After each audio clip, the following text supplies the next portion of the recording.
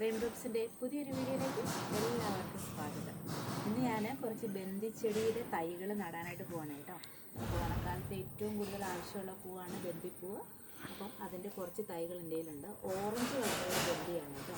അതിൻ്റെ തൈകളാണ് നടുന്നത്. നമ്മൾ 6 ചട്ടിയിലാണ് നടാൻ പോകുന്നത് കേട്ടോ. അപ്പം ചട്ടിക്ക് അടിവളമായിട്ട് നമ്മുടെ താമരയുടെ ഇലകളും അസോളയും ഒക്കെ നമ്മൾ എടുത്തിട്ടുണ്ട് കേട്ടോ. ഇലകൾ എന്തായാലും മതി. അത് നമ്മൾ 6 ചട്ടിയിലും അടിവളമായിട്ട് ഇട്ടിട്ടുണ്ട് കേട്ടോ. ബാക്കി നമ്മൾ മെയിനായിട്ട് പറമ്പിലെ മണ്ണാണ് എടുത്തിരിക്കുന്നത്. ഇതിനകത്ത് കരികിലൊക്കെ പൊടിഞ്ഞ് ചേർന്നിട്ടുണ്ട് കേട്ടോ. പിന്നെ നമ്മൾ എടുത്തിരിക്കുന്നത് ചാണകപ്പൊടിയാണ്. നല്ല പൊടിഞ്ഞ ചാണകമാണ് കേട്ടോ. അപ്പം നമുക്ക് ചെടി നടാം. അപ്പം നമ്മൾ അടിവളമായിട്ട് ഫസ്റ്റ് ഇത് കണ്ട് ഇതുപോലെ ഇലകളാണ് ഇട്ട് കൊടുത്തേക്കുന്നത്. ഇനി ഇതിൻ്റെ മുകളിലേക്ക് നമുക്ക് കുറച്ച് മണ്ണിട്ട് കൊടുക്കാം. മണ്ണിട്ട് കൊടുക്കാം കേട്ടോ. ഈ മണ്ണ് നല്ല വളമുള്ള മണ്ണാണ്, പറമ്പിലെ മണ്ണാണ്. ഇലകളുമൊക്കെ ഉണങ്ങി പൊടിഞ്ഞ് ചേർന്ന നല്ല മണ്ണാണ് കേട്ടോ.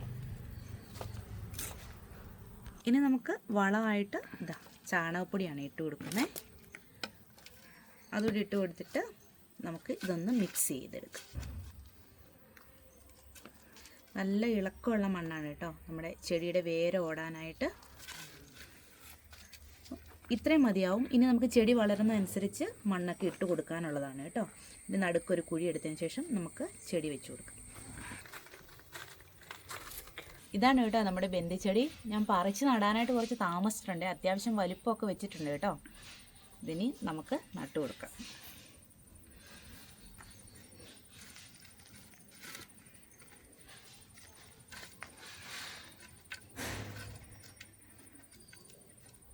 അപ്പം നമ്മുടെ പ്ലാന്റ് നമ്മൾ പോട്ട് ചെയ്തിട്ടുണ്ട് കേട്ടോ. ഇതിനി ഒരു 2-3 ദിവസം നമുക്ക് തണലത്ത് വെക്കാം. അതിനുശേഷം നമുക്ക് വെയിലത്തേക്ക് മാറ്റി വയ്ക്കാം.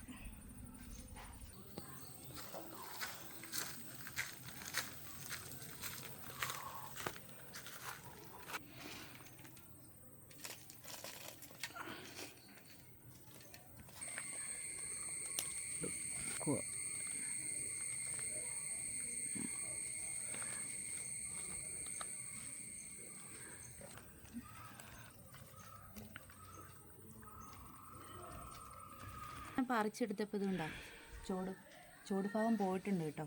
ഇതുപോലെ പോയാലും കുഴപ്പമൊന്നുമില്ലേ. ബന്ദിച്ചെടിയുടെ ഈ മൂളുവശം നുള്ളി വെച്ചാലും പിടിക്കും കേട്ടോ. അതുകൊണ്ട് കുഴപ്പമില്ല.